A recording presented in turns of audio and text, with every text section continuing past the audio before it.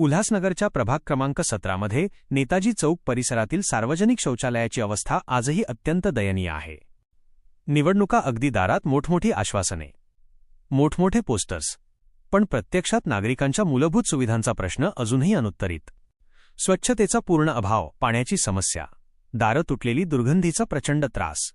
निवडणुका जवळ आल्या की नेते फिरायला लागतात, वाटप, वचनं, भेटी सगळं सुरू. पण नागरिकांच्या आरोग्याशी निगडीत अशा महत्त्वाच्या सुविधांकडे मात्र कोणतंच लक्ष नाही. नागरिक सांगतात, फक्त पक्ष बदलले जातात, पण काम काहीच बदलत नाही. लोकांच्या नावाने प्रचार, पण लोकांसाठी सुविधा कुठे? नेताजी चौक शौचालय समस्या कोण जबाबदार? नगरसेवक, प्रशासन आणि स्थानिक अधिकारी सगळ्यांनी मिळून या समस्येकडे तात्काळ लक्ष देणं गरजेचं आहे. कारण ही फक्त सुविधा नाही, ही स्वच्छता, आरोग्य आणि सन्मान यांची बाब आहे. जर ही समस्या तुमच्या भागातही असेल किंवा तुम्हाला आवाज उठवायचा असेल, कमेंटमध्ये नक्की लिहा. हा व्हिडिओ शेअर करा आणि आमच्या चॅनलला सबस्क्राईब करा. आम्ही तुमचा आवाज योग्य ठिकाणी पोहोचवत राहू.